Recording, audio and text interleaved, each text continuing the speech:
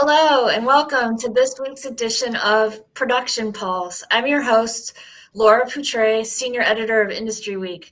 This week, we'll delve into the 2024 election's impact on manufacturing. With the presidential field set, editors from IndustryWeek, Machine Design, Pharma Manufacturing, and Food Processing discuss the political landscape in which both parties are taking hard stances on foreign trade and regulations. First, we're going to take a look at a short video from Jay Timmons, head of the National Association of Manufacturers, and then I'll introduce our guests. Here is Timmons speaking at a recent NAM meeting about how Washington is failing manufacturing. Weeks, Washington, D.C., they've made a few good decisions, but leaders there have also made some major unforced errors.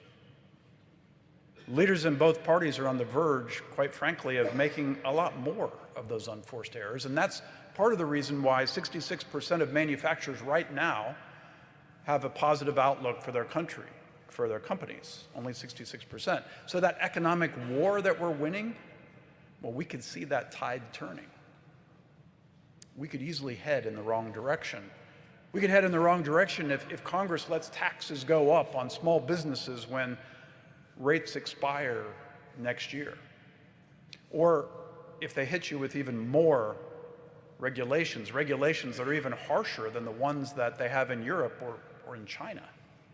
Or if they fail to solve the immigration crisis because they put politics over good policy. Or if they choose trade barriers rather than trade agreements, or if they abandon our allies overseas and put our national security at risk.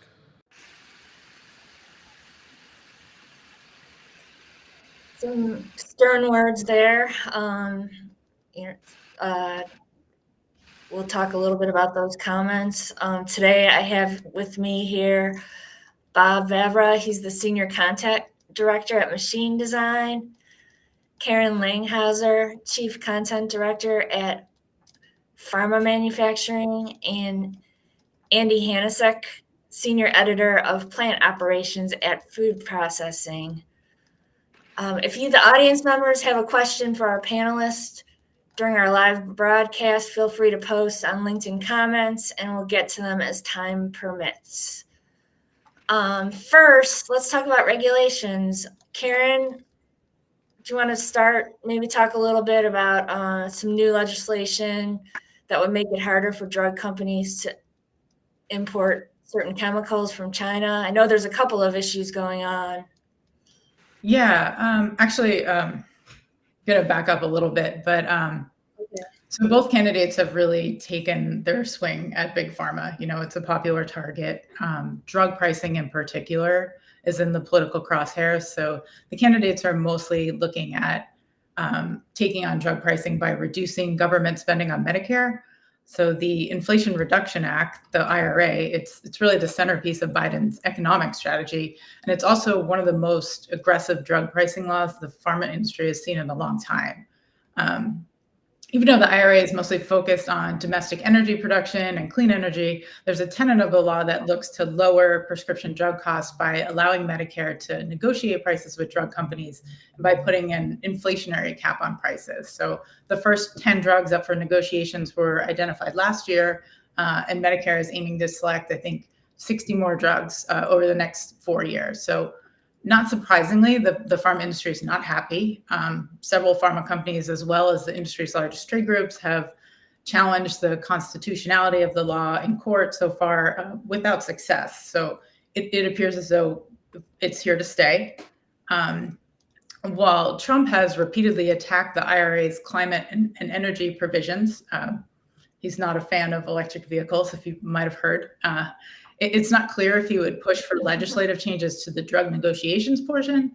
During his presidency, he had put an executive order in place known as the Most Favored Nations proposal, where Medicare would be able to buy drugs at the lowest price that a drug manufacturer sells them in a country of comparable GDP. So with the idea that Americans shouldn't be paying more for drugs than other developed nations. So, but he put that in place right at the end of his term, and the pharma industry trade group sued to stop it. It got tied up in court, and it never survived the next administration. But Trump has promised that if he's elected, he's going to reinstate that order. So either way, no matter who's in the White House, it looks like drug pricing is the first thing that's going to be addressed. Andy, let's take it over to you. What regulations are you focusing on, coming down the pipeline in the food industry?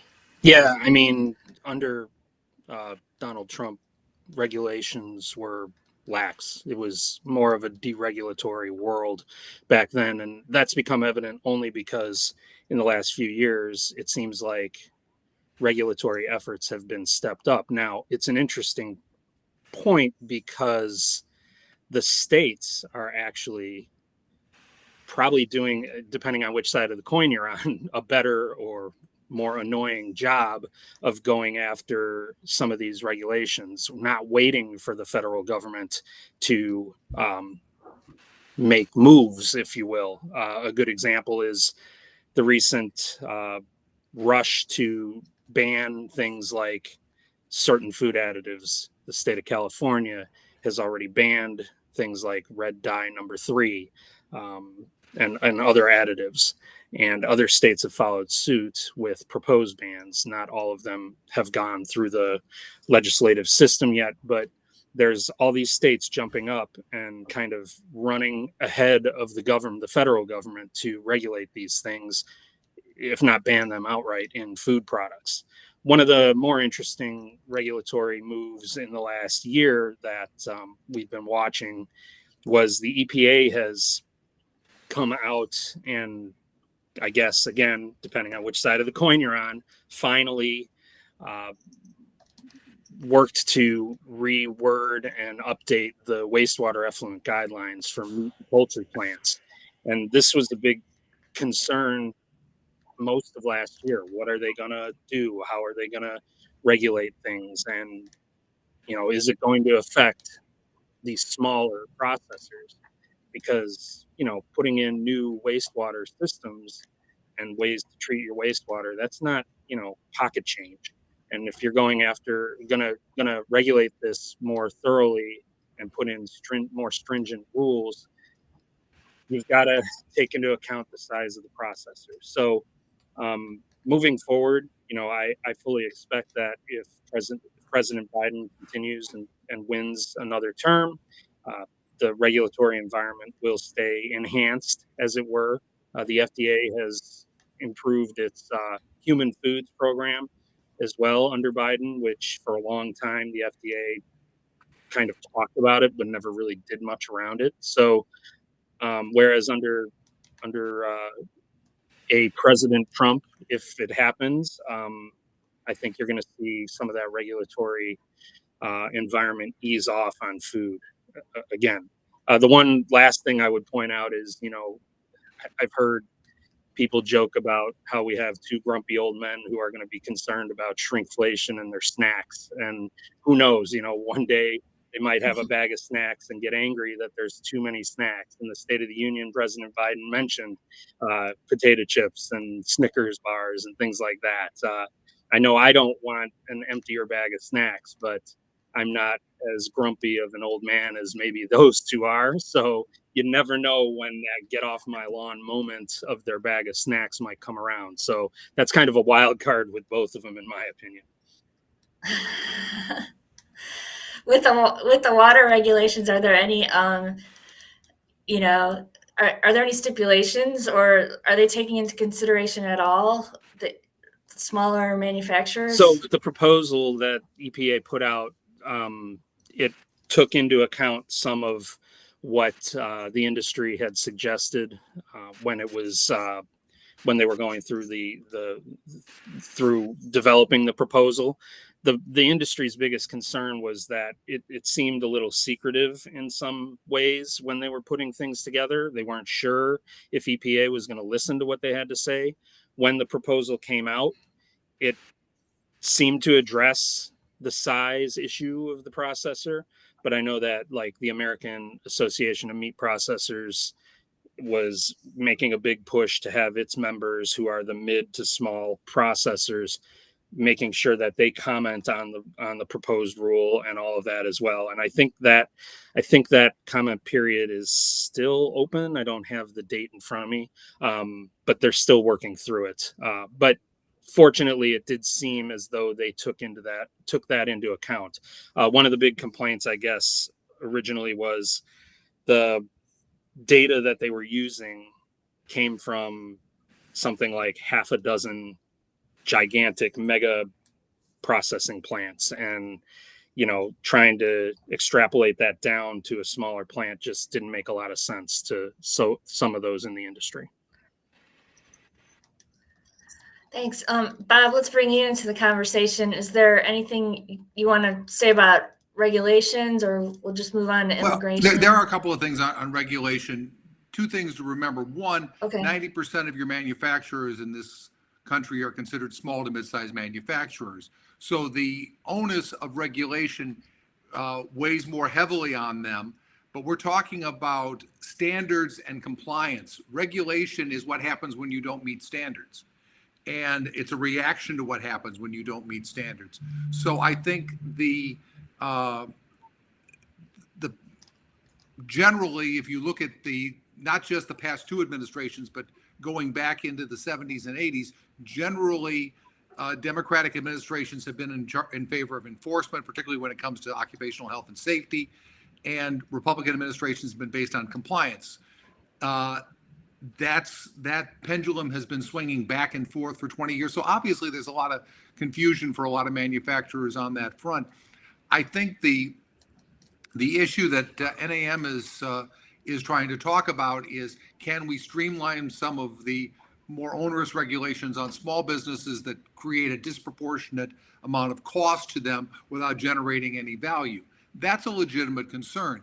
But at the same time, NAM has to be in charge of pushing standards to all of their members, including the small to mid-sized companies, so that the need for regulation is diminished rather than increased.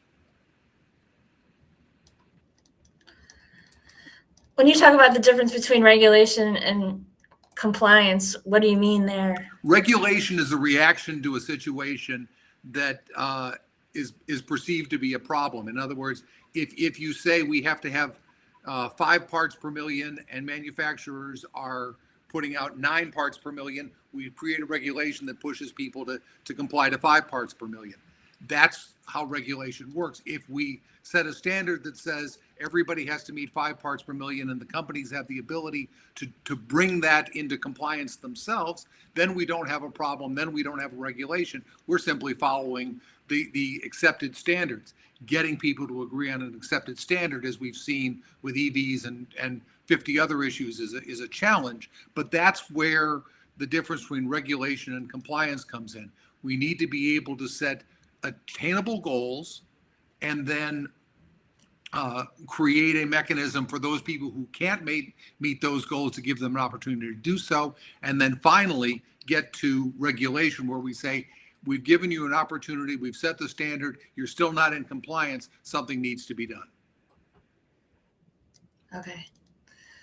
Moving on to immigration, Andy, could you talk a little bit about how what's happening at the border relates or doesn't relate to employers keeping their production lines running? Yeah, sure. I mean, immigration has always been something.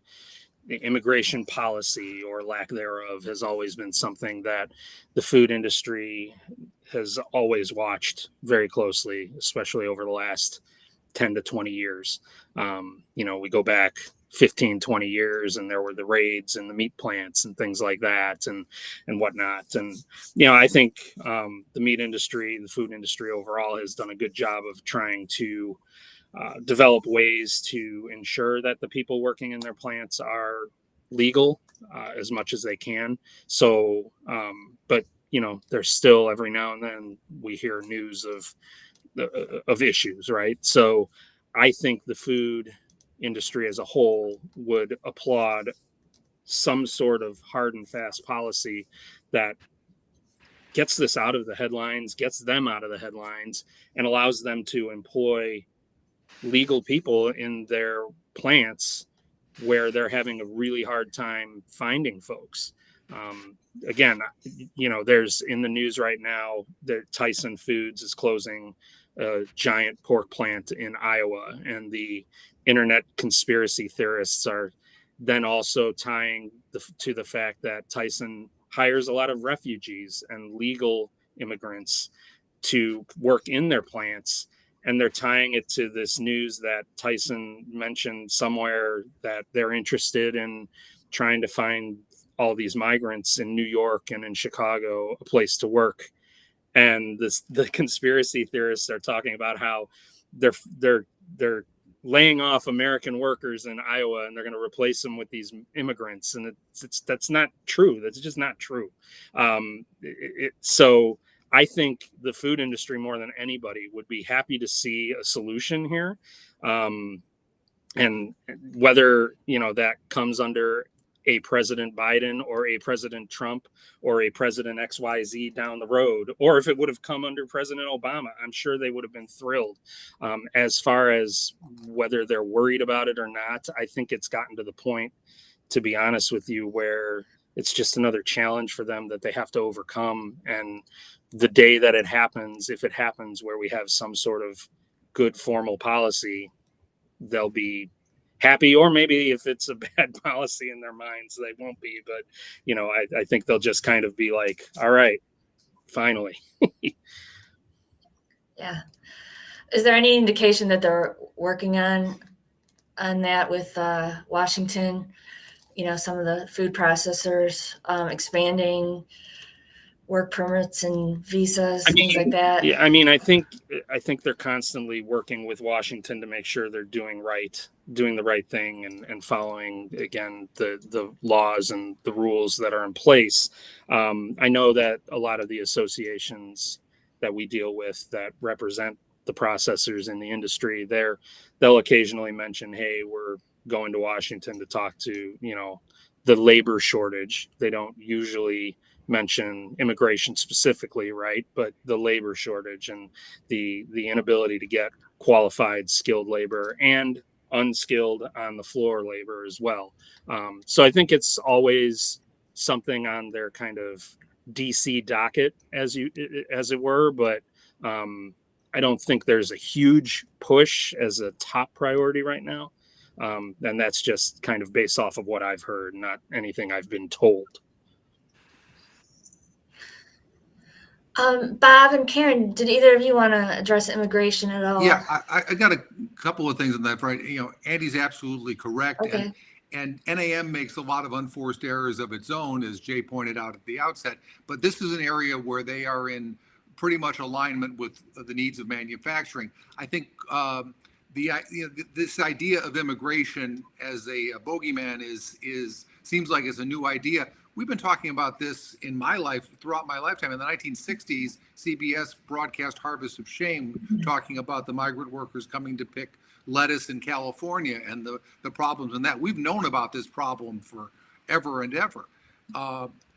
Where I think the immigration issue comes up is going back to what Andy said. How do we identify, first of all, migrants coming in who want to work in the U.S., who want to contribute, to be able to funnel them to areas where they have existing skills or where we have existing needs for labor, and then get them legal, get them on the books, get them paying Social Security taxes, get them wages, get them into the mainstream of the country. The problem is right now is that we have all of these people in holding areas, and we don't have an ability to use them for what they wanted to come here for, which is, American, the American dream, the American opportunity. It's still a great story.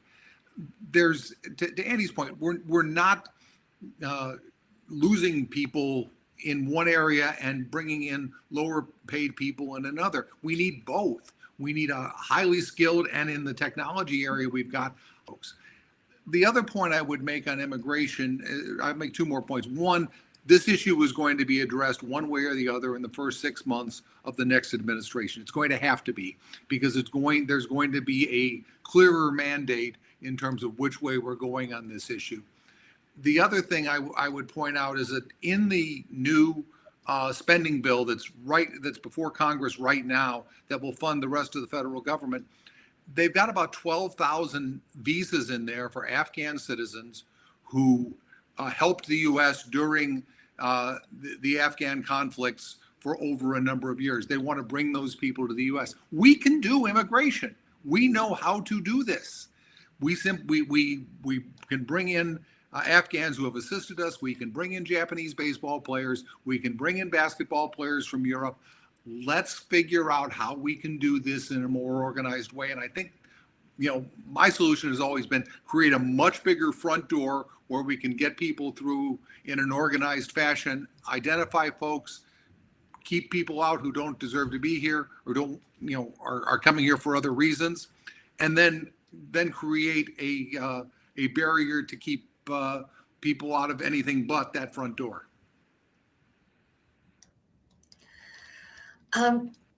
Moving on to trade and security, Karen, I'm going to lob this one over to you to start with. You want to there seems to be a couple of concerns around trade, and they kind of dovetail into security as well. Yeah, absolutely. I think on a national level, it's worth mentioning the role of the Federal Trade Commission here. So while the FTC is technically an independent agency, the current chair of the FTC was chosen by Biden rather controversially because of her aggressive antitrust stance. And the FTC is currently paying very close attention to pharma mergers and has filed numerous lawsuits attempting to block pharma deals. So far, it's mostly caused delays and headaches, but in some cases, like last year with Sanofi's proposed buyout of Mace Therapeutics, Sanofi actually opted to terminate the deal just to avoid the prolonged FTC litigation. So heavy FTC oversight is something Trump specifically opposes. In fact, recently brought up his plan to bring independent agencies such as the FTC under White House supervision should he be elected. Well, I don't think Trump can take control of the FTC without a vote of Congress. It's fair to assume that a Trump presidency would make an effort to decrease the power of the FTC, which could potentially take the heat off pharma companies. On an international level, Trump historically takes a strong America First stance, targeting China in particular. So more broadly, he's proposed phasing out Chinese imports of electronics, steel, and pharmaceuticals over his next potential term. So you can definitely expect him to revive the reshoring movement in pharma. So pushing the industry to cut their over-reliance on APIs and essential medicines from countries like China and India. The reshoring movement is something that the pharma industry, for the most part, doesn't embrace, given the global nature of the industry's supply chain and the already low profit margins on a lot of the generic drugs. This anti-China movement kind of extends into the realm of national security as well. And given its bipartisan support, another Biden term likely wouldn't be immune from anti-China legislation either in terms of the pharma industry. There's a bipartisan piece of legislation known as the Biosecure Act on its way to the Senate floor now. The bill prohibits U.S. federal funding like loans and grants and contracts in connection with biotech equipment or services provided by the Chinese companies that are specifically named in the legislation. There's 4 now, but the wording kind of leaves it open to add names to that list. Essentially, the national security concern here is that genetic data or really any health data from U.S. patients could fall into the hands of foreign governments and be weaponized. The bill as it stands doesn't really prevent U.S. companies per se from working with Chinese companies. However, I think there's concern that depending on how many companies are added to this list of biotech companies of concern, that U.S. companies that contract with them, if they're buying APIs or CDMO services, would then themselves become ineligible to receive any sort of U.S. federal funding. So it's something that still has to play out, but I'd imagine it wouldn't matter which party is in the White House. The policymakers' hesitancy around working with China is going to continue and absolutely will disrupt the way the pharma industry functions.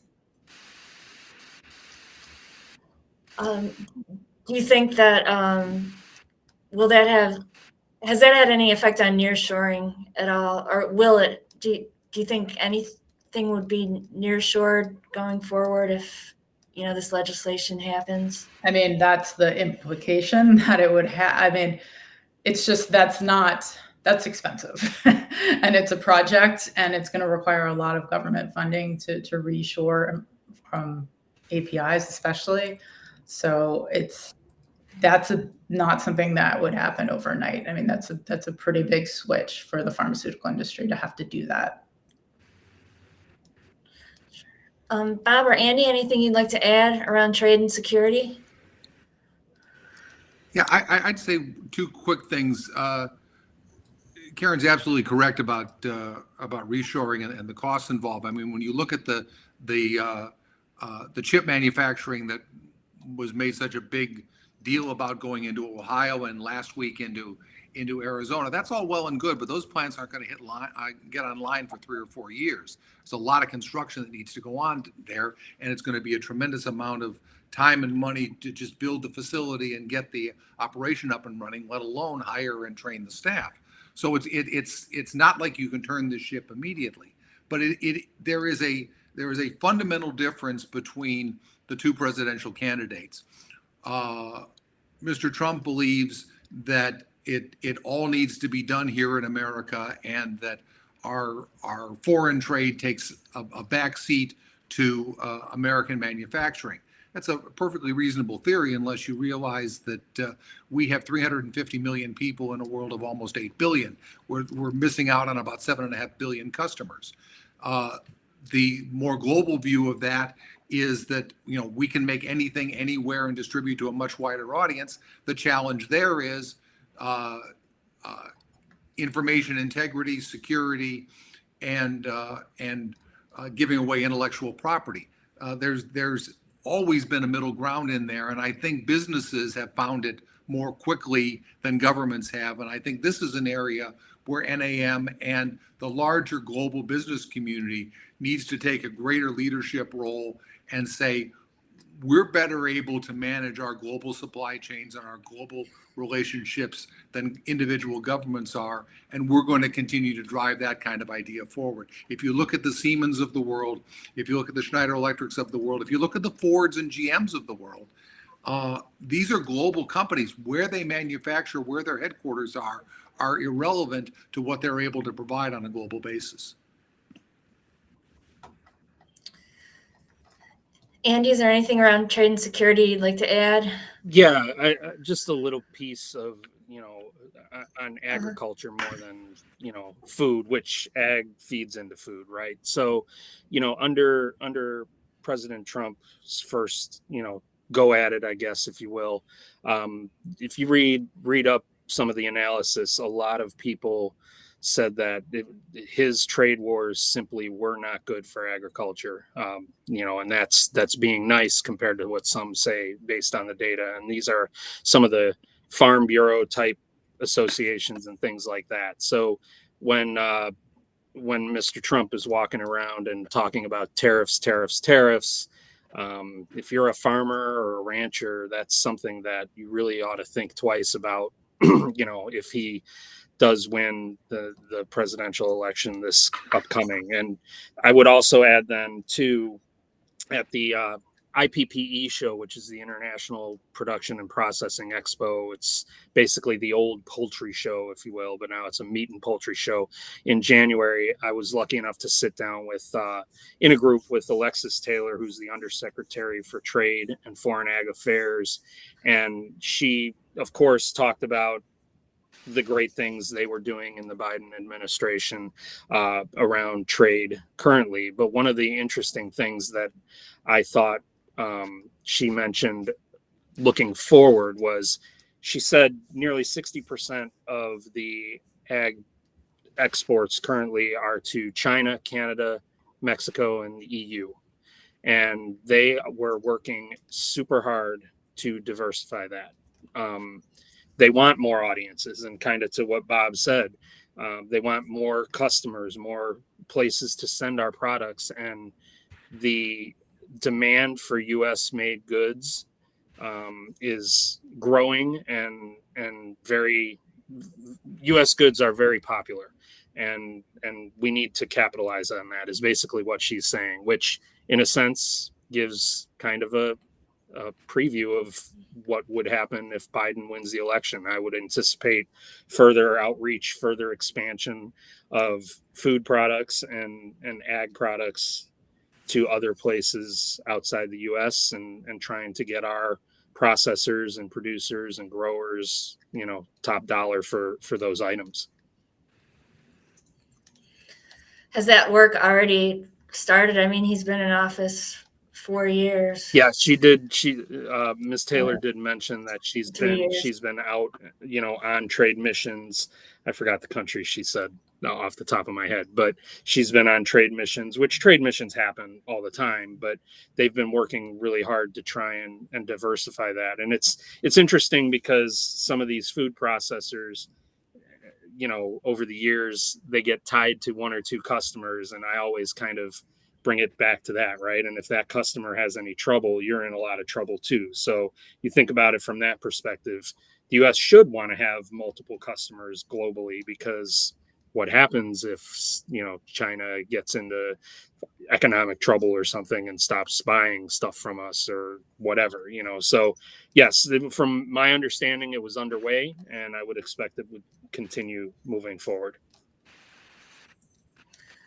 Well, we've hit the half-hour mark, and I know we'll just wrap it up with a topic that everybody loves, which is taxation.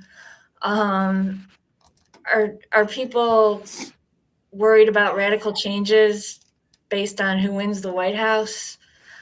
Bob, maybe you want to take this one? Yeah, I don't think we've seen the seismic shift on the tax side from in the Biden administration that we saw in the Trump administration, and I think that we're unpeeling from the unforced error of a wildly uneven tax cut, and the unfortunate follow-up of that was the pandemic.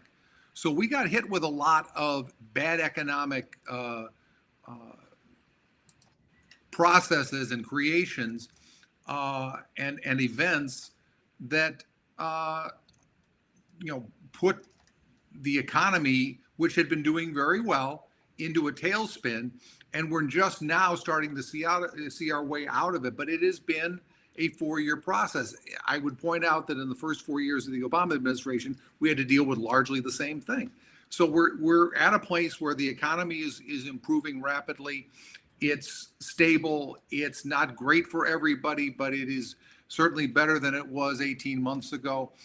I think the challenge is not so much more taxes and necessarily changing the tax rate, although I think there are some areas. The tax code is way too complicated for anybody but accountants and lawyers to deal with anyway. I think the issue is, how do we generate more revenue for the federal government? And you're going to do that by getting more people on the payroll, expanding the payroll that you've got right now, lowering costs to businesses, however best you do that. We look at these issues from a tax standpoint, but if we can create more revenue through government in general, it negates the need for us to do anything positively or negatively around taxes. Well, Bob, since you're retiring next week, I'm going to give you the last word on this discussion. Congratulations and all the best. Thank you so much. To I'm looking forward to the next chapter. That's exciting. Yeah. All right. Well, thank you to all our panelists. It's been great hearing all your expertise. And we're going to sign off now. Thanks for listening. We'll see you next time.